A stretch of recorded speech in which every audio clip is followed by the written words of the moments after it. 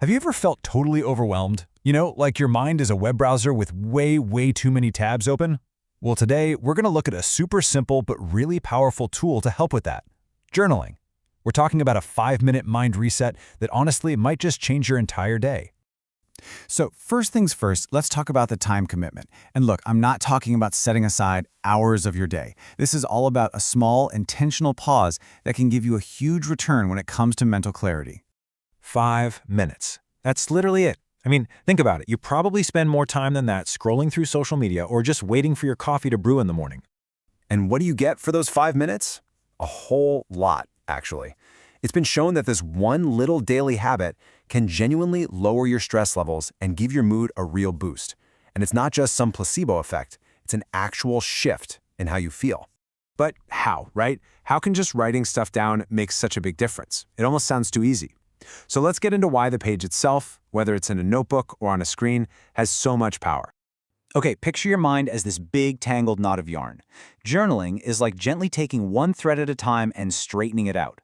By getting your thoughts out of your head and onto the page, you're not just organizing them, you're kind of taking away their power to overwhelm you. And that process right there is what helps lower anxiety, makes you more self-aware, and suddenly problems start to look a whole lot more solvable. And here you can really see that transformation in action. We all go from feeling cluttered and totally overwhelmed, that's that before state we know so well, to feeling organized and clear-headed. It's not really about making your problems disappear, but it's more like letting some sunshine poke through the clouds. That's what this simple practice can do.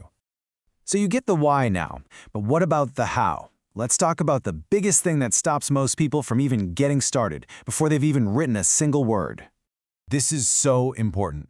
If you only take away one thing from this, let it be this: there is no right way to do it. This is not some high school essay. Nobody's checking your grammar.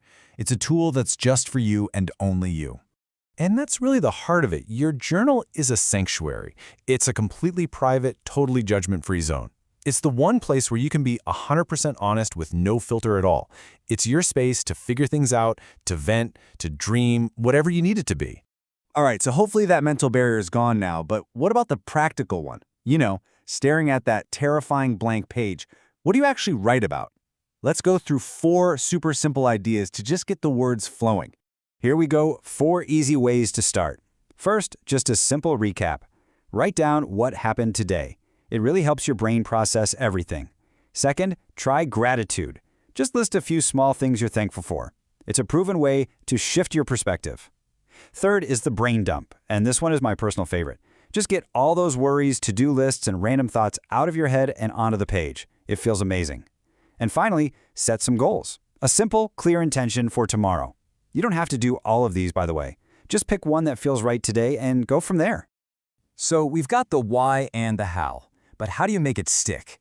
Let's wrap up with the most important part: how to make this a habit that actually lasts and not just something you try once. And here's the real secret. The goal is not to write a masterpiece every day. It's all about being consistent. Building the habit is so much more important than how much you write. Seriously, one good sentence a day is going to do more for you than 10 pages once a month. The key is just to make it so easy that you can't talk yourself out of it. And really, when you boil it all down, that's what this is.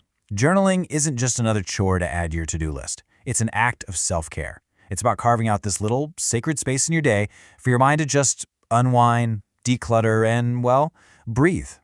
So I'm really curious to know, have you tried this before? What's your biggest challenge with it, or maybe your biggest breakthrough? There's no right answer, of course, because it's such a personal journey. The only secret, really, is to just start. Thanks so much for diving into this with me.